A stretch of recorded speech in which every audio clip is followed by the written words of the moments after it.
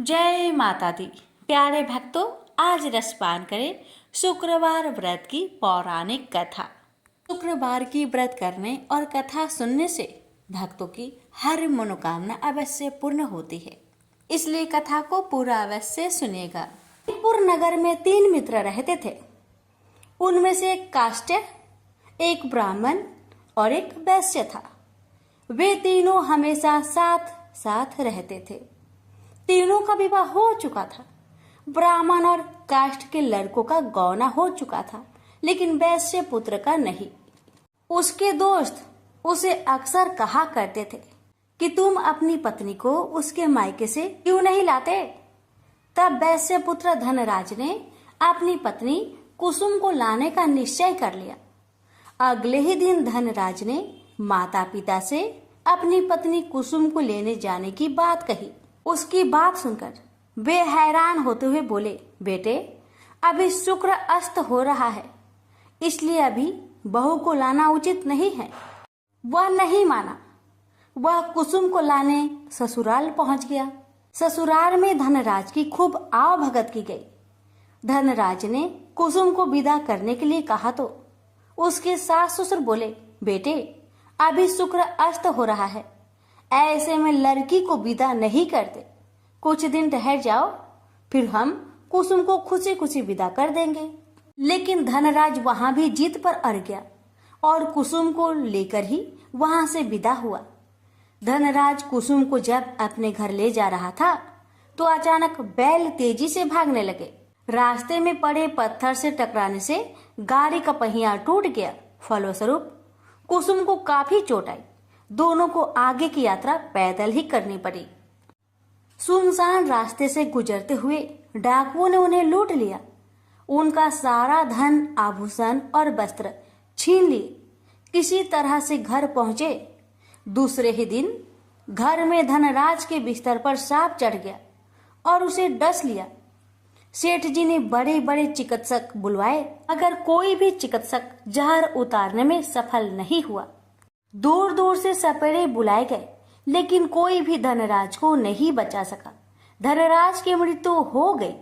उसी समय पंडितों ने सेठ जी को एक बात बताई कि आपके बेटे ने शुक्र अस्त होने पर बहू को विदा करा लाने की भूल की है। यदि आप शुक्रवार की पूजा अर्चना करें और बहू शुक्रवार का व्रत करे तथा कथा सुनकर प्रसाद ग्रहण करे तो शुक्र देवता की अनुकंपा से धनराज पुनः जीवित हो सकता है। सेठ जी ने पंडितों की बात मानकर अपने मृत बेटे और बहू को वापस उसके ससुराल भेज दिया।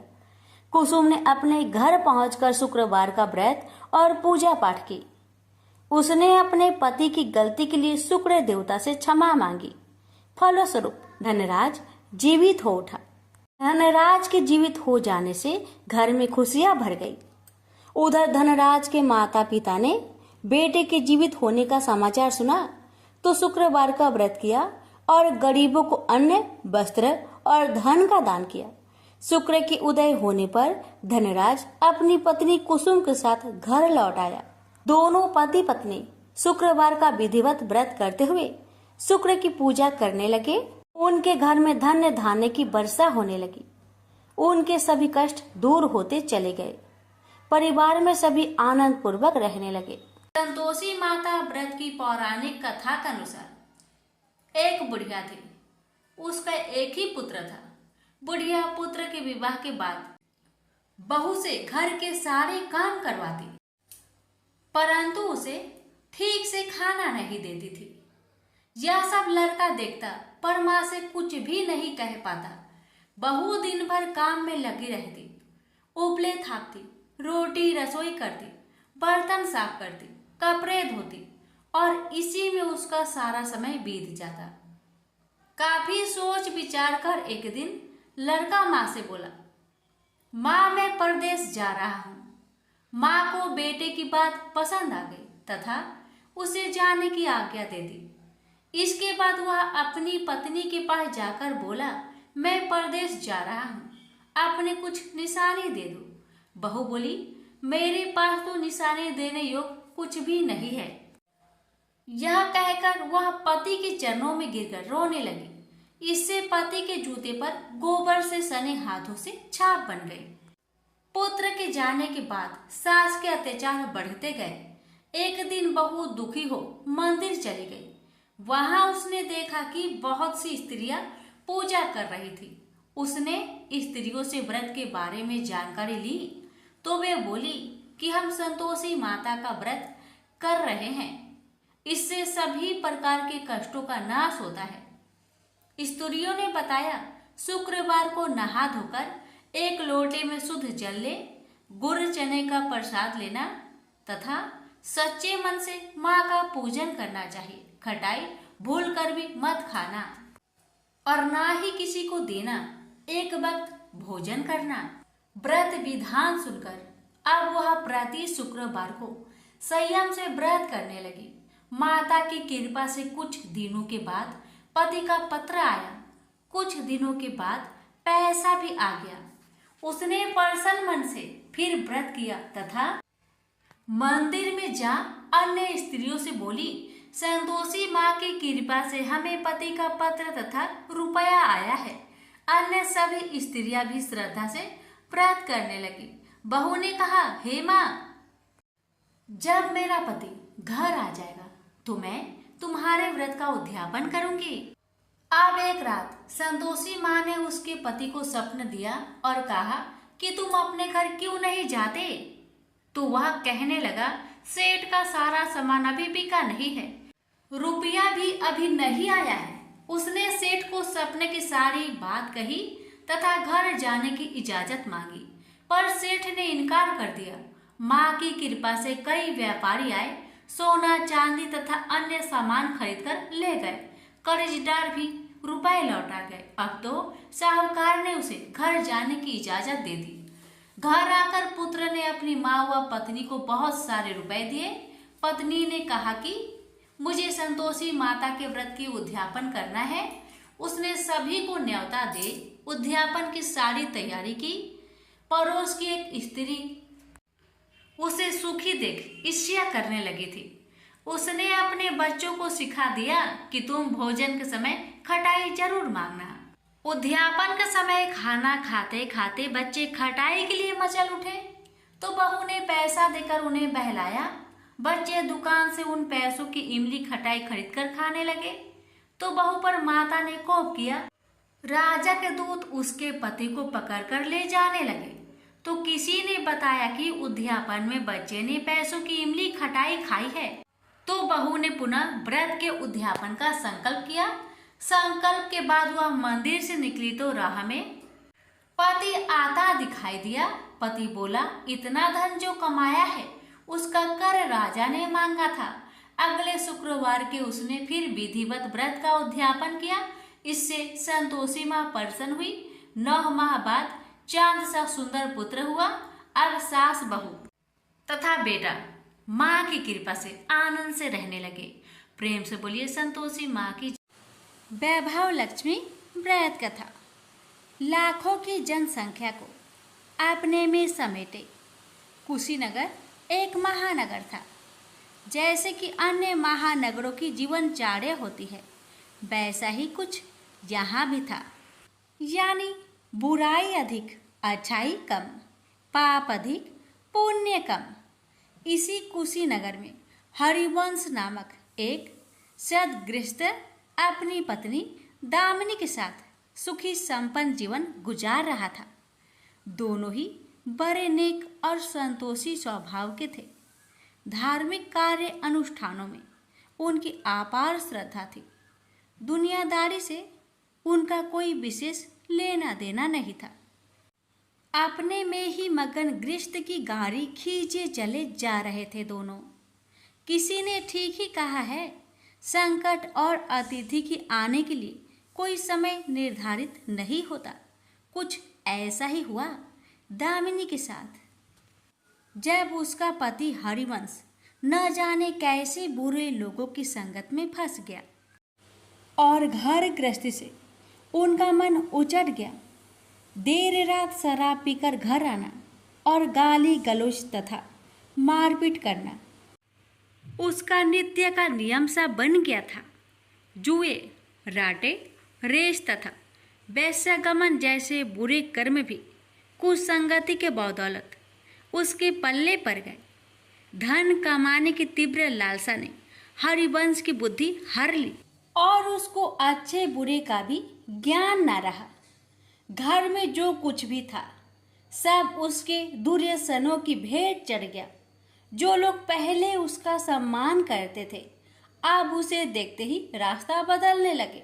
भूखमरी की हालत में भिखमंगों के समान उनकी स्थिति हो गई। लेकिन दामिनी बेहद संयमी और आस्थावान तथा संस्कारी स्त्री थी। ईश्वर पर उसे अटल विश्वास था। वह जानती थी कि यह सब कर्मों का फल है। दुख के बाद सुख तो एक दिन आना ही है। अचानक एक दिन दोपहर के समय द्वार पे हुई दस्तक की आवाज सुनकर दामिनी की तंद्रा भंग हुई। अतिथि सत्कार के भय मात्र से उसकी अंतर आत्मा कांप उठी, क्योंकि घर में अन्न का एक दाना भी नहीं था जो अतिथि की सेवा में अर्पित किया जा सकता। फिर भी संस्कारों की ऐसी प्रबलता थी कि उसका मन अतिथि सत्कार को उद्धत हो उठा। उसने उठकर द्वार खोला, देखा सामने एक दिव्य पुरुष खड़ा था। बड़े बड़े घुंघराले श्वेत केश, चेहरे को ढके हुए लहराती दाढ़ी, गेरुए वस्त्रों का आवरण पहने उसके चेहरे से तेज टपक पड़ रहा था। आंखों मानो अमृत सी वर्षा कर रही थी। उस दिव्य पुरुष को देखकर दामिनी को अपार शांति का अनुभव हुआ और वह उसे देखते ही समझ गई कि आगत वास्तव में कोई पहुंचा हुआ सिद्ध महात्मा है। उसके मन में अतिथि के प्रति गहन श्रद्धा के भाव उमड़ पड़े और वह उसे सम्मान सहित घर के भीतर ले गई। दामिनी ने जब उसे फाटे हुए आसन पर बैठाया तो वह मारे लज्जा के जमीन में गिर सी गई। उधर वह संत पुरुष दामिनी की ओर एकटक निहारे जा रहा था। घर में जो कुछ भी बचा खुचा था दामिनी ने अतिथि की सेवा में अर्पित कर दिया, पर उसने इस पर कोई ध्यान नहीं दिया। बस दामिनी को यूं निहारे जा रहा था मानो उसे कुछ याद दिलाने की चेष्टा कर रहा हो। जब काफी देर तक दामिनी कुछ न बोली तो उसने कहा, बेटी मुझे पहचाना नहीं क्या? उसका यह प्रश्न सुनकर दामिनी जैसे सोते से जागी और अत्यंत संकुचाते हुए मधुर स्वर में बोली, महाराज मेरी धृष्टता को क्षमा करें। जो आप जैसे दिव्य पुरुष को मैं पहचान कर भी नहीं पहचान पा रही हूँ। पारिवारिक कष्टों ने तो जैसे मेरी सोचने समझने की शक्ति ही छीन ली है। लेकिन यह निश्चित है कि संकट की इस घड़ी में मुझे आप जैसे साधु पुरुष का ही सहारा है। तभी जैसे दामिनी को कुछ याद हो आया, वह उस साधु के चरणों में गिरकर बोल उठी, अब मैं आपको पहचान गई हूँ महाराज। स्नेहा रूपी अमृत की वर्षा करने वाले अपने शुभ चिंतक को कोई कैसे भूल सकता है भला? वास्तव में वह साधु मंदिर की राह के मध्य में बनी अपनी कुटिया के बाहर बट वृक्ष के नीचे बैठ साधना किया करता था और मंदिर आने जाने वाले सभी श्रद्धालु से प्रणाम करके स्वयं को कृतार्थ अनुभव करते थे। दामिनी भी उन्हीं में से एक थी। जब पिछले काफी दिनों से उसने उसे मंदिर की ओर आते जाते नहीं देखा तो उसकी कुशल क्षेम जानने के लिए पूछताछ करते हुए उसके घर की ओर आ निकला था। दामिनी अभी अपनी सोचों में ही डूबी हुई थी कि साधु महाराज ने मौन भंग किया। क्या कानन है पुत्री, तू आजकल मंदिर आती जाती दिखाई नहीं पड़ती। तुझे जो भी कष्ट है मुझे बता, शायद मैं तेरी कुछ सहायता कर सकूं। व्यक्ति दुखों के बोझ तले दबा हो तो ऐसे में सहानुभूति के दो बोल ही काफी होते हैं। दामिनी भी खुद पर संयम नहीं रख पाई और बिलख कर रोने लगी। तभी वह साधु वात्सल्यपूर्ण स्वर में बोला, मन छोटा करने से समस्या हल नहीं होगी। सुख दुख तो एक गाड़ी की दो पहियों के समान है, इनका आना जाना तो जिंदगी भर लगा ही रहता है। अपना दुख किसी को बता देने से मन हल्का हो जाता है। कुछ देर चुप रहने के बाद दामिनी ने बोलना शुरू किया, महाराज, सर्व सुखों से भरपूर था मेरा घर, कण कण में खुशियों का नित्य होता था। पति भी नेक और ईमानदार थे।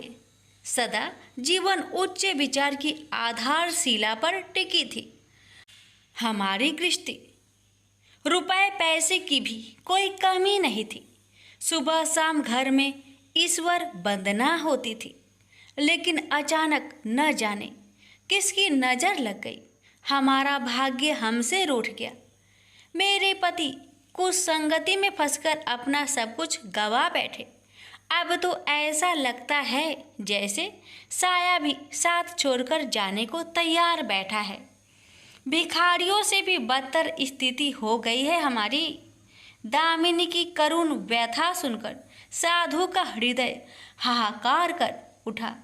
वह द्रवित स्वर में बोल उठा, बेटी, कर्म का लिखा तो भोगना ही पड़ता है। तुम्हारे कष्टों का भी कर्मों से नाता है। लेकिन तुम चिंता ना करो, सब कुछ पहले जैसा हो जाएगा। दुख के बाद ही सुख आता है। दुख सहे बिना सुख की सच्ची अनुभूति हो ही नहीं सकती। तुम माँ लक्ष्मी के प्रति श्रद्धा जारी रखो। सबका उद्धार करने वाली प्रेम का छलकता सागर है माँ लक्ष्मी। अपने भक्तों पर सदैव उनकी कृपा दृष्टि रहती है। तुम संपूर्ण आस्था के साथ माँ वैभव लक्ष्मी का व्रत करना शुरू करो। तुम्हारी साधना अवश्य रंग लाएगी। दामिनी एक संस्कारी स्त्री थी। धर्म कर्म में उसकी अगाध आस्था थी। माँ वैभव लक्ष्मी के व्रत की बात सुनकर उसका चेहरा दमक उठा। बोली, महाराज, यदि इस व्रत को करने से मेरे परिवार पर आई विपदा टल सकती है तो मैं इसे जरूर करूँगी। आप मुझे बताएं कि इस व्रत को कब और कैसे किया जाता है। साधु महाराज दामिनी की भक्ति भावना देखकर प्रसन्न होकर बोले, बेटी, सारे जगत का कल्याण करने वाली माँ वैभव लक्ष्मी के व्रत की विधि में जन कल्याण तुम्हें बता रहा हूँ। प्रत्येक शुक्रवार को यह व्रत किया जाता है। सर्वप्रथम जितने शुक्रवार को यह व्रत करना हो उसका संकल्प लेकर माँ वैभव लक्ष्मी को मन ही मन प्रणाम करें। स्नान आदि से निवृत्त होकर स्वच्छ धवल वस्त्र पहनकर पूरब दिशा की ओर मुख करके आसन पर बैठे। सामने एक चौकी पर चावल की एक ढेरी लगाकर उस पर पानी से भरा कलश स्थापित करें, जो तांबे का होना चाहिए। कलश को कटोरी से ढक दे और उस कटोरी में कोई भी स्वर्ण भूषण रखे। सोना ना हो तो चांदी का आभूषण रखे। वह भी पास ना हो तो रुपए का सिक्का भी काम दे सकता है। शुद्ध घी का दीपक तथा अगरबत्ती जलाए और मन ही मन पूर्ण श्रद्धा के साथ माँ वैभव लक्ष्मी का जाप करते रहे। श्री यंत्र माँ लक्ष्मी का प्रिय यंत्र है, उसे सत सत नमन करें। श्री यंत्र उपलब्ध ना हो तो पुस्तक में दिए उसके स्वरूप से काम चल जाएगा। साथ ही माँ वैभव लक्ष्मी के सभी स्वरूप को नमस्कार करें। इनकी सभी छवियाँ पुस्तक में दी गई होगी। कटोरी में रखे गहने या रुपए पर हल्दी, कुमकुम तथा अक्षत अर्पित करें। कोई भी मिष्टान प्रसाद के रूप में रखे संभव ना हो पाए तो गुड़ या शक्कर से भी काम चल सकता है। फिर श्रद्धापूर्वक माँ की आरती करके 14 बार प्रेम सहित बोले, जय माँ वैभव लक्ष्मी। माँ वैभव लक्ष्मी मेरी मनोकामना पूरी करे, ऐसा संकल्प लेकर सच्चे मन से माँ से विनती करे। प्रसाद बांटे और स्वयं भी ग्रहण करे। दिन में एक बार स्वास्तिक भोजन करे। यदि संभव हो तो उपवास रखे। पूजा में रखा गहना या रुपए लाल कपड़े में लपेटकर सुरक्षित रख ले। यह आगे आने वाले शुक्रवार को पूजा में काम आएगा। कलश में भरा जल तुलसी के पौधे को समर्पित कर दे तथा अछत पंछियों को आहार स्वरूप डाले। ऐसी शास्त्रोक्त विधि से व्रत करने वाले को शीघ्र फल मिलता है। साधु महाराज के मुख रविंद से यह वृत्तांत सुन दामिनी पुलकित हो उठी। उनके चरण स्पर्श कर उत्साहित स्वर में बोली, अब लगे हाथ उद्यापन की विधि भी बता दे महाराज। इसके बिना तो व्रत अधूरा ही रह जाएगा। अवश्य बेटी, कहकर साधु महाराज उद्यापन की विधि बताने लगे। चाहे जितने भी शुक्रवार प्राय 11 या 21 व्रत करने का संकल्प लिया हो, लेकिन मन में माँ वैभव लक्ष्मी के प्रति श्रद्धा तथा आस्था बारंबार बनी रहनी चाहिए। जिस दिन अंतिम शुक्रवार का व्रत हो उस दिन शास्त्रोक्त विधि से उद्यापन किया जाता है। अन्य शुक्रवारों की भांति ही इस दिन भी पूजन करें। हाँ, प्रसाद के रूप में खीर अवश्य रखें। पूजा के बाद नारियल फोड़कर 7 कुंवारी कन्याओं को चरण धोकर कुमकुम का तिलक लगाकर पूजन करें। उन्हें सामर्थ्य अनुसार दक्षिणा दें और माँ वैभव लक्ष्मी व्रत की पुस्तकें उपहार स्वरूप भेंट में दें। फिर प्रसाद के रूप में खीर वितरित करें। अब माँ वैभव लक्ष्मी के सभी स्वरूप को मन ही मन नमन करते हुए कहे, हे माँ, यदि मैंने शुद्ध तथा निर्मल हृदय से आपकी स्तुति करते हुए वैभव लक्ष्मी व्रत विधि विधान अनुसार पूर्ण किया हो तो मेरी मनोकामना अवश्य पूरी करना। संतानहीनों को संतान देने वाली, दुखियों का दुख हरने वाली, अखंड सौभाग्य का वरदान देने वाली, कुंवारी कन्याओं को मन चाहा वर देने वाली माँ वैभव लक्ष्मी, आपकी महिमा अपरंपार है। अपने हर भक्त की विपत्तियां हरकर उन्हें सुख समृद्धि प्रदान करना। साधु महाराज से वैभव लक्ष्मी व्रत का शास्त्रोक्त ज्ञान प्राप्त करके दामिनी भाव विभोर हो उठी। उसे अपने भीतर एक अनोखे तथा असीमित आत्मबल का संचार होता महसूस हुआ।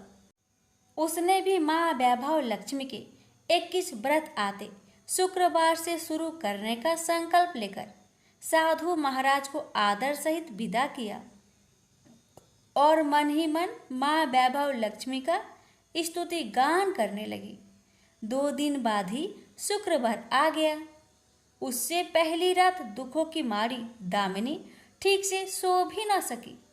माँ वैभव लक्ष्मी के व्रत करने से उसकी समस्याओं का अंत हो जाएगा, यह सोचकर वह मुंह अंधेरी उठ बैठी और स्नान आदि कर स्वच्छ वस्त्र धारण किए। आसन पर पूर्व दिशा की ओर मुंह करके दामिनी ने अपने सम्मुख रखी चौकी पर चावल की छोटी सी ढेरी बनाकर उस पर तांबे का कलश रखा।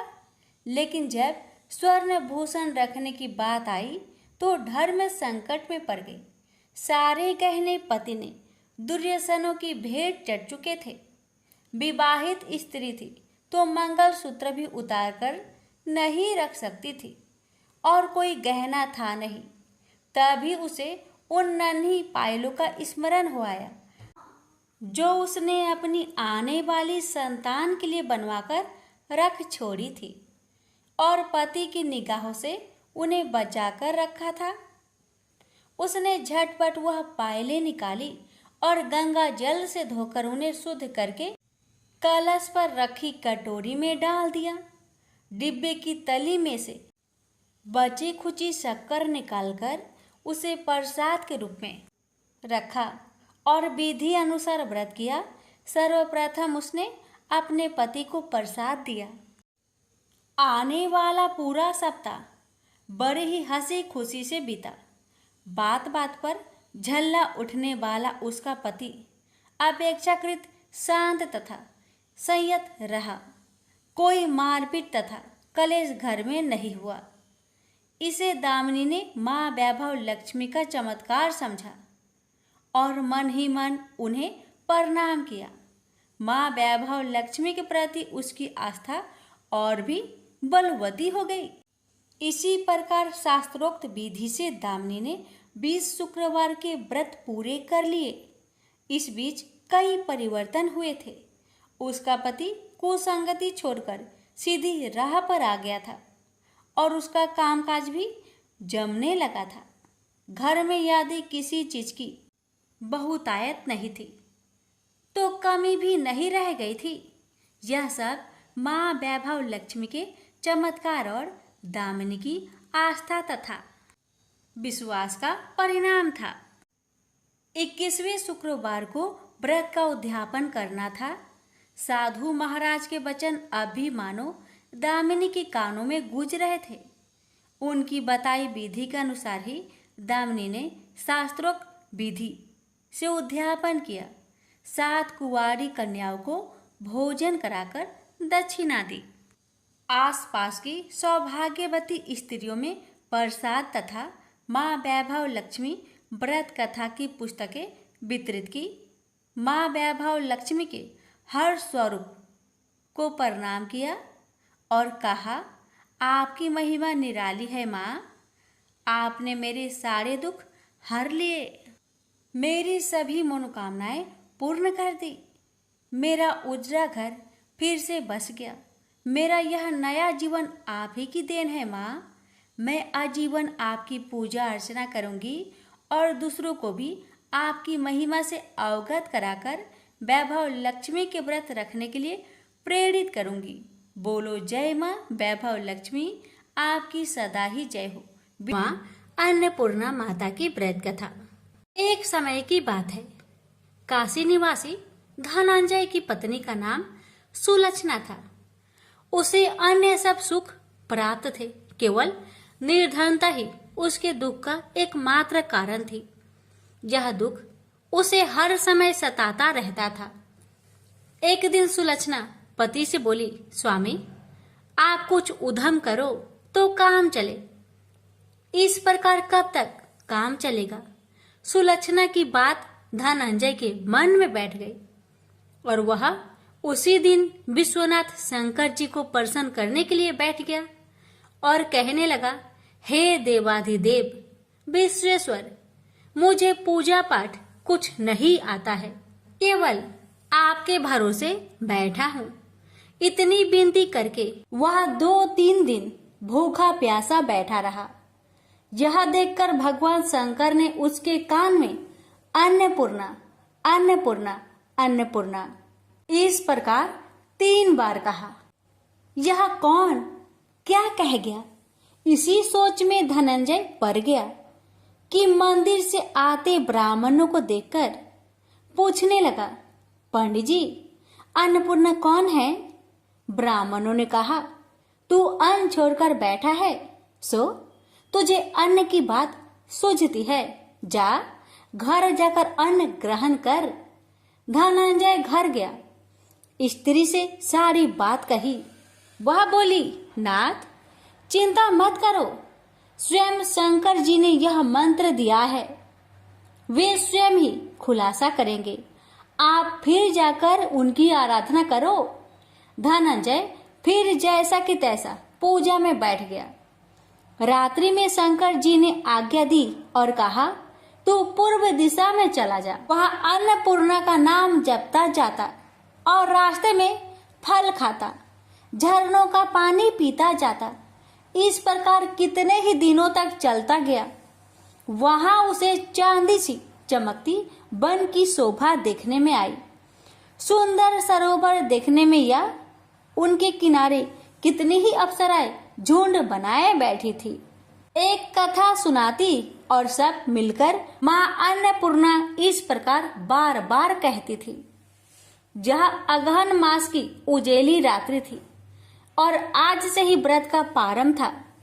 जिस शब्द की खोज करने वह निकला था वह उसे वहां सुनने को मिला। धनंजय ने उसके पास जाकर पूछा, हे देवियों, आप यहाँ क्या करती हो? उन सब ने कहा, हम माँ अन्नपूर्णा का व्रत करती हैं। धनंजय ने पूछा, व्रत पूजा करने से क्या होता है? यह किसी ने किया भी है? इसे कब किया जाए? कैसा व्रत है और कैसी विधि है? मुझसे भी विस्तार से बताओ। वे कहने लगी, इस व्रत को सब कोई कर सकते हैं। 21 दिन तक के लिए 21 गांठ का सूत लेना चाहिए। 21 दिन यानी न बने तो एक दिन उपवास करे, या भी ना बने तो केवल कथा सुनकर प्रसाद ले। निराहार रहकर कथा कहे, कथा सुनने वाला कोई न मिले तो पीपल के पत्तों को रख सुपारी या घृत कुमारी वृक्ष को सामने कर, दीपक को साक्षी कर, सूर्य गाय तुलसी या महादेव को बिना कथा सुनाए मुख में दाना न डाले। यदि भूल से कुछ पड़ जाए तो एक दिवस फिर उपवास करे। व्रत के दिन क्रोध न करे और झूठ ना बोले। धनंजय बोला, इस व्रत के करने से क्या होगा? वे कहने लगी, इसके करने से अंधों को नेत्र मिले, लुल्लू को हाथ मिले, निर्धन के घर धन आए, बाझिन को संतान मिले, मूर्ख को विद्या आए।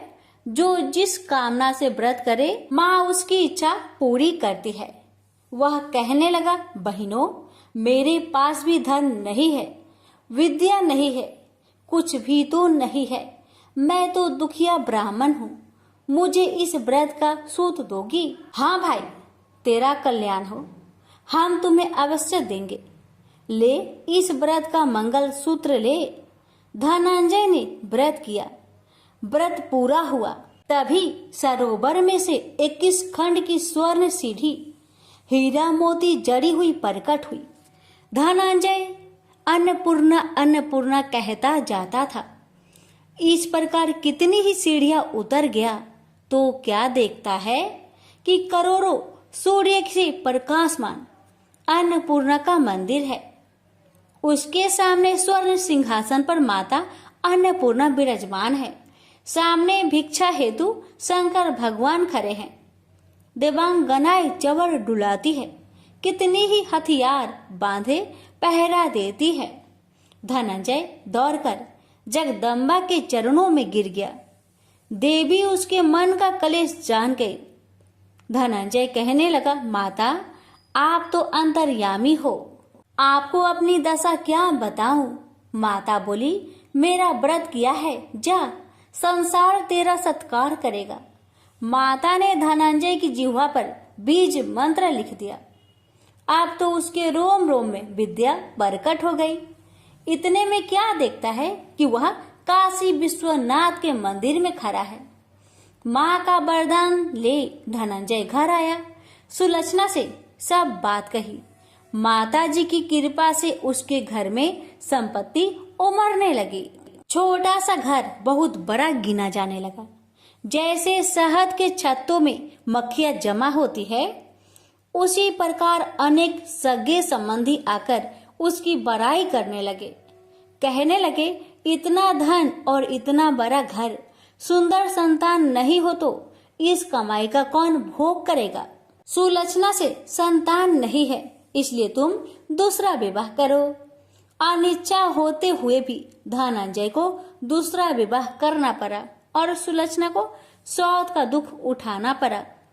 इस प्रकार दिन बीतते गए और अगहन मास आया। नए बंधन से बंधे पति से सुलक्षणा ने कहलाया कि हम व्रत के प्रभाव से सुखी हुए हैं, इस कारण यह व्रत छोड़ना नहीं चाहिए। यह माता जी का प्रताप है जो हम इतने संपन्न और सुखी हैं। सुलक्षणा की बात सुन धनंजय उसके यहाँ आया और व्रत में बैठ गया। नई बहू को इस व्रत की खबर नहीं थी। वह धनंजय की आने की राह देख रही थी। दिन बीतते गए और व्रत पूर्ण होने में 3 दिवस बाकी थे कि नई बहू को खबर पड़ी। उसके मन में ईर्ष्या की ज्वाला दहकने लगी थी। सुलक्षणा के घर आ पहुंची और उसने वहां भगदड़ मचा दी। वह धनंजय को अपने साथ ले गई। नए घर में धनंजय को थोड़ी देर के लिए निंद्रा ने आ दबाया। इसी समय नई बहू ने उसका व्रत का सूत तोड़कर आग में फेंक दिया। अब तो माता जी का कोप जाग गया। घर में अकस्मात आग लग गई। सब कुछ जलकर खाक हो गया। सुलक्षणा जान गई और पति को फिर अपने घर ले आई। नई बहू रूठकर माता पिता के घर जा बैठी। पति को परमेश्वर मानने वाली सुलक्षणा बोली, नाथ घबराना नहीं, माता जी की कृपा अलौकिक है। पुत्र कुपुत्र हो जाता है पर माता कुमाता नहीं होती। अब आप श्रद्धा और भक्ति से आराधना शुरू करो, वे जरूर हमारा कल्याण करेगी। धनंजय फिर माता के पीछे पड़ गया। फिर वही सरोवर सीढ़ी प्रकट हुई। उसमें माँ अन्नपूर्णा कहकर वह उतर गया। वहां जा माता जी के चरणों में रुदन करने लगा। माता प्रसन्न होकर बोली, यह मेरी स्वर्ण की मूर्ति ले, उसकी पूजा करना, तू फिर सुखी हो जाएगा। जा, तुझे मेरा आशीर्वाद है। तेरी स्त्री सुलक्षणा ने श्रद्धा से मेरा व्रत किया है, उसे मैंने पुत्र दिया है। धनंजय ने आंखें खोली तो खुद को काशी विश्वनाथ के मंदिर में खड़ा पाया। वहां से फिर उसी प्रकार घर को आया। इधर सुलक्षणा के दिन चढ़े और महीने पूरे होते ही पुत्र का जन्म हुआ। गांव में आश्चर्य की लहर दौड़ गई। इस प्रकार उसी गांव के निसंतान सेठ के पुत्र होने पर उसने माता अन्नपूर्णा का मंदिर बनवा दिया।